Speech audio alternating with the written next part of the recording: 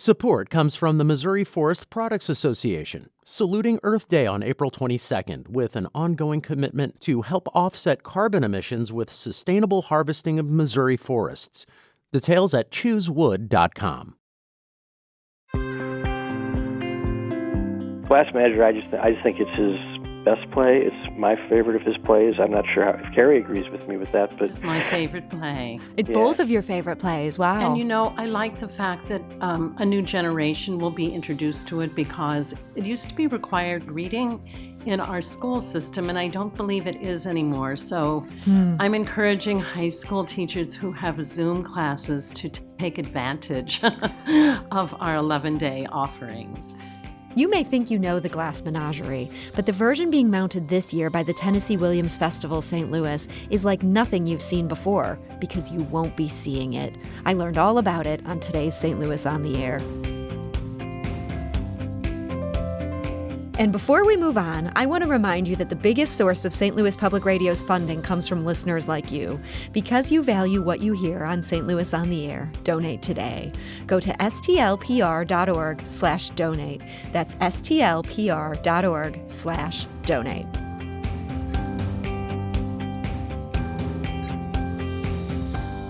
I'm Sarah Fensky. This is St. Louis on the Air. First mounted in 1944, the Glass Menagerie is such a cultural touchstone. It's been made into a film twice and a made-for-TV movie twice. It's even been referenced on The Simpsons. So how to bring new life to this old chestnut? Well, how about turning it into an old-fashioned radio play? That's the route the Tennessee Williams Festival St. Louis is taking this year. And here to discuss why and how is Carrie Houk. She's the Executive Artistic Director of the Tennessee Williams Festival St. Louis. So Carrie Houk, welcome. Thank you for having me. And we're also joined today by Brian Hohlfeld. He's the director of the festival's production of the Glass Menagerie. Brian, welcome. Well, it's nice to be here. Thanks.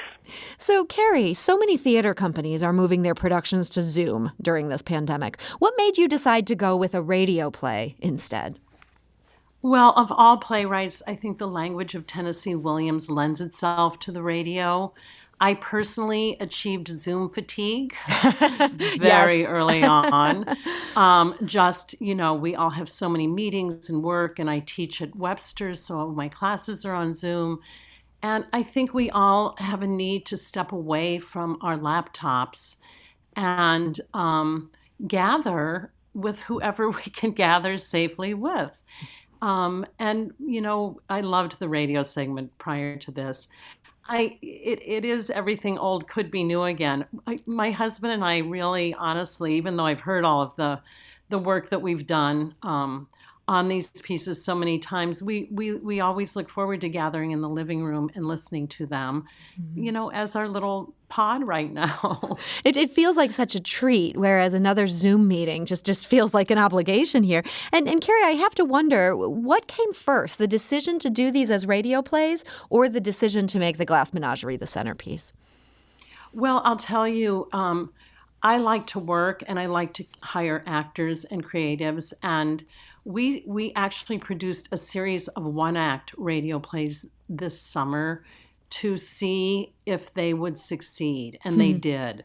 We did 6 short plays. Brian Hohlfeld actually directed one of them, and they were very well received, and the actors loved getting the work. And, learning a new skill set, because radio acting is quite different from being on a stage or even in front of a camera. So we had our learning curve this summer. I think we were very successful. And, about halfway through, I knew that we could not produce on stage in the year 2020. Mm-hmm. And I felt a need to, hit our 5th annual festival mark.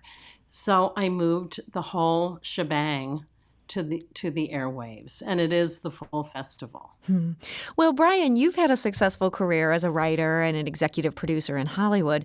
Before this summer, when you got involved with the Tennessee Williams Festival festivities that were happening then, had you ever put on a radio play? I had participated in one as an actor many, many years ago. I worked with Theater Project Company, and we did a fundraiser where we recreated a radio show. I've done a lot of work in animation as a producer and a writer, so I've been in on countless recording sessions with actors recording for animation, and learned a lot just from watching that. And I'm a big fan of radio shows. I've kind of become addicted to the old classic radio network on Sirius XM. And I marvel at the way they're able to create, with sound, create such a world that you can just feel like you're there. And it's all taking place in your imagination. Shows like Gunsmoke that were just, it sounds so corny now, but they're really cutting edge with sound design. Mm-hmm. So it's something I really enjoy, and I leapt at the chance to do this. It was a challenge, but it was the challenge kind of becomes, how do you translate a visual art form to solely for radio. And it's as Carrie said, though, the language of Williams' plays are just so wonderful that you sometimes don't need the visuals. I want to play an excerpt from this to give people a sense of how you guys pulled this off, because I think, man, just hearing this minute and a half of what you did, it paints such a picture for people. I think it just turned out terrific. So this excerpt, Brian, can you set the scene for us? Do you know what's happening just before this clip that we'll play? It's kind of self-explanatory that it's the end of Act One, and Amanda, the mother, and Tom, the son, are discussing the future of his sister, her daughter Laura. And for me, it's kind of the most hopeful moment of the play. Act One is sort of about hope and expectation, and Act Two is sort of about the reality and the disappointment of reality. But at this moment, it's sort of the high point, hope of hope in the piece. Well, let's listen. You know that Laura is very different from other girls. Yes, I do know that. And I think that difference is all in her favor, too. Not quite all. In the eyes of others, strangers, she's terribly shy. She lives in a world of her own. Those things make her seem a little peculiar to people outside the house. Don't use that word, peculiar. You have to face the facts. She is. I don't know in what way she's peculiar. Mother, Laura lives in a world of little glass animals. She plays old phonograph records. And that's about all. Laura? Laura? Yes, Mother?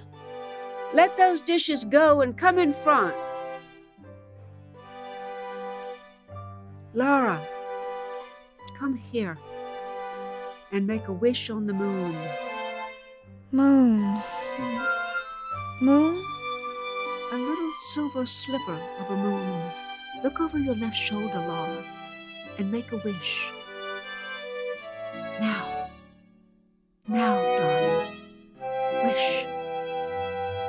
What shall I wish for, Mother? Happiness. And just a little bit of good fortune. And that is The Glass Menagerie, as being mounted by the Tennessee Williams Festival St. Louis. It'll air on Classic 107.3 FM beginning November 5th through November 15th. You can get more information on the programming schedule at twstl.org.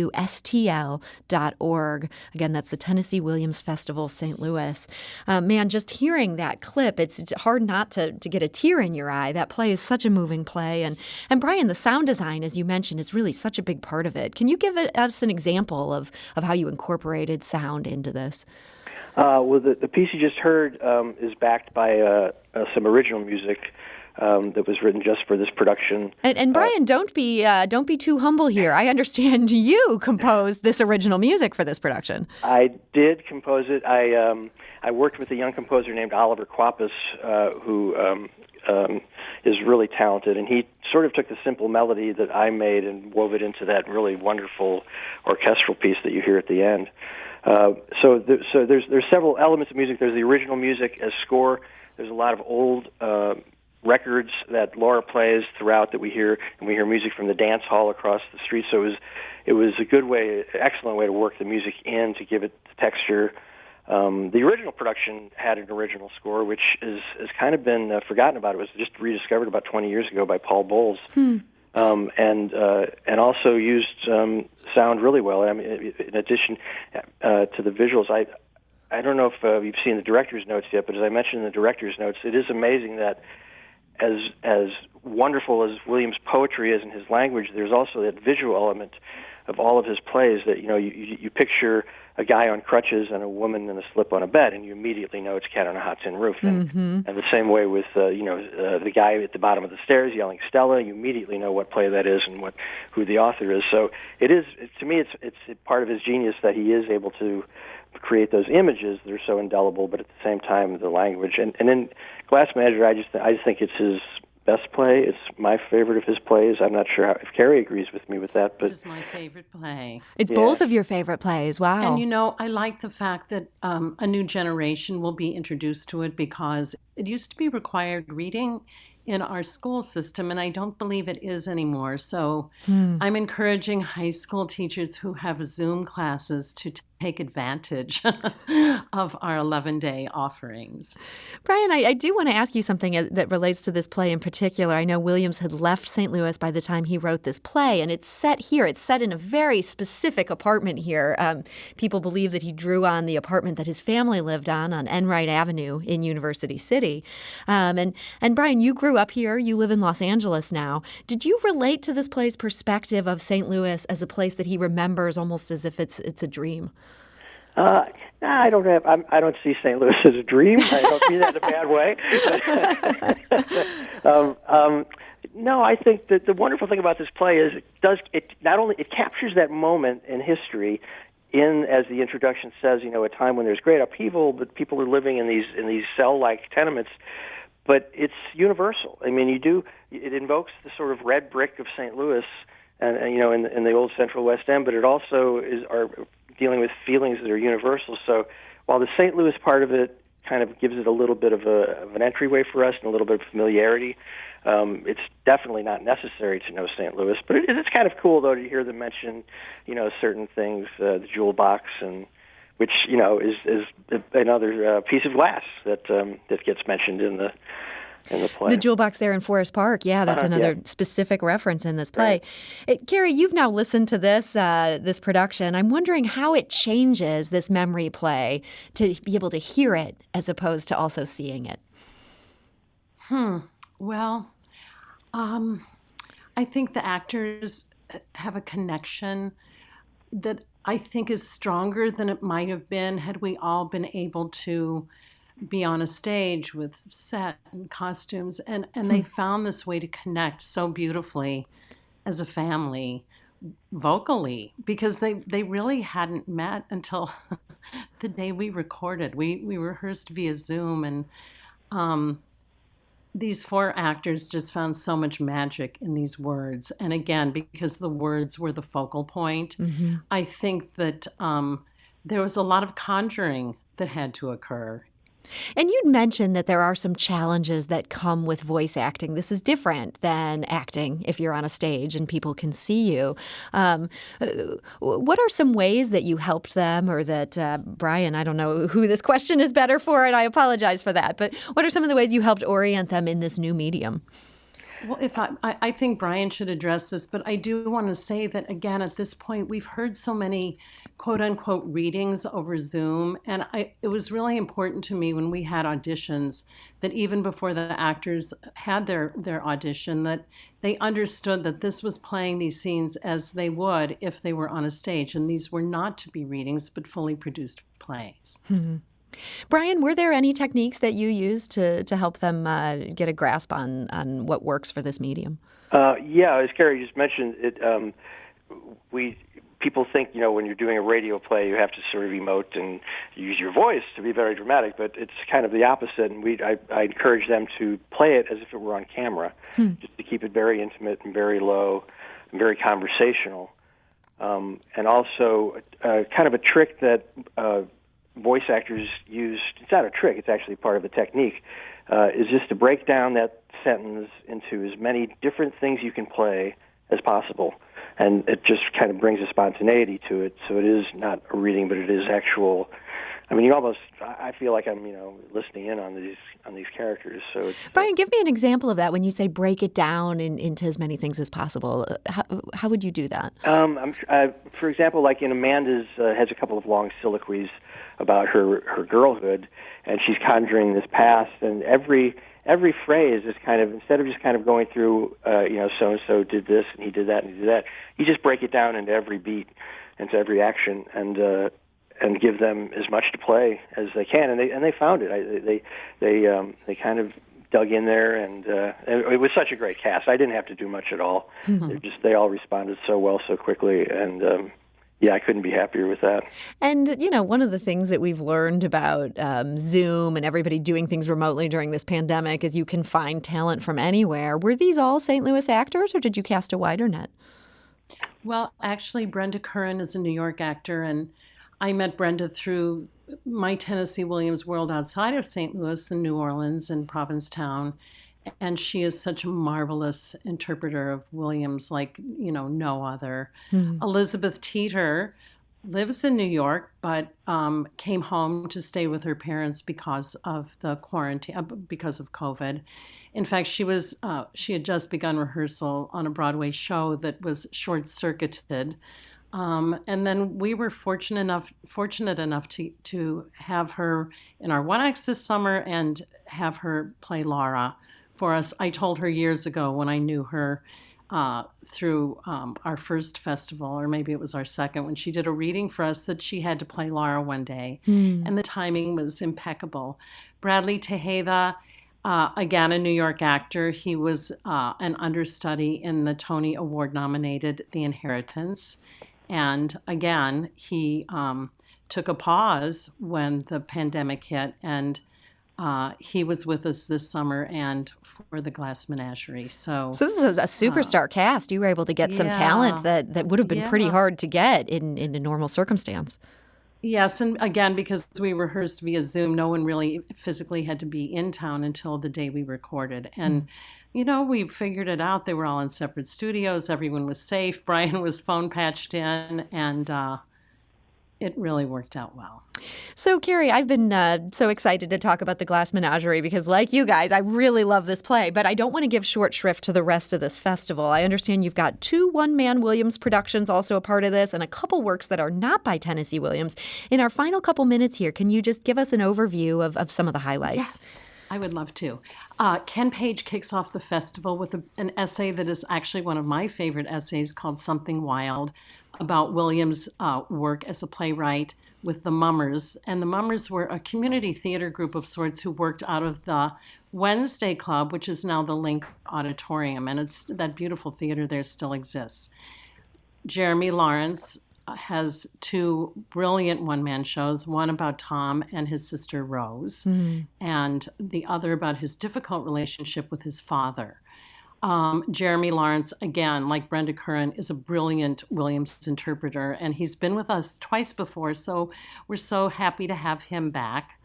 John Guare wrote a darling play that's sort of a sequel to the Glass Menagerie called You Lied to Me About Centralia, and it takes us to the Del Mar train station where the gentleman caller picks up his fiancée Betty after having dinner at the Wingfields. And Glass is a recently written play. I think it's only been produced once before by Michael Amon about the opening night of the Glass Menagerie in Chicago, Illinois. And it imagines a dressing room scene with Laurette Taylor, who played Amanda, and a young Tennessee Williams.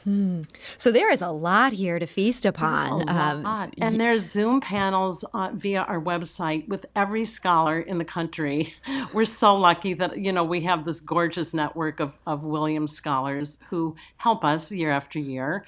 And we have an audio tour of Tennessee Williams sites around St. Louis, since we cannot do our bus tour this year. So this is an audio tour where people can do this on their own, is the idea? Yes, and we have a beautiful narration by Joy Hofsommer, who is an actor who lives in Illinois, and actually she's married to one of our scholars, Tom Mitchell, and he wrote this beautiful narrative to accompany the audio tour, and Joy, who's a marvelous actor, recorded it for us. So there's a lot. The plays we're able to stream them through November 22nd if you miss the live airings. Ah, okay. Well, there is a lot of good information there on the website for the festival. That's twstl.org. You can also find that on our website, stlpublicradio.org. And Carrie Houk, Executive Artistic Director for the Tennessee Williams Festival St. Louis, thank you for joining us today. Thank you so much. And Brian Hohlfeld, Director of the Glass Menagerie, thank you. It's my pleasure. Thanks a lot. And I do want to note we're going to go out of the show with Brian Hohlfeld's score for this new Glass Menagerie.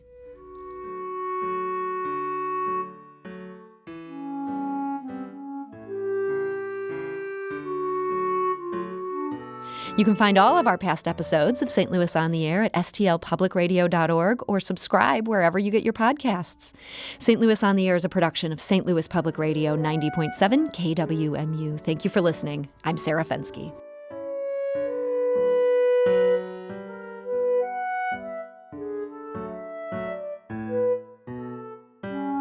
If you learned something new from today's episode, consider leaving us a review and rating on Apple Podcasts on the App Store. It's the easiest way to help people discover our show. We appreciate it. Thank you.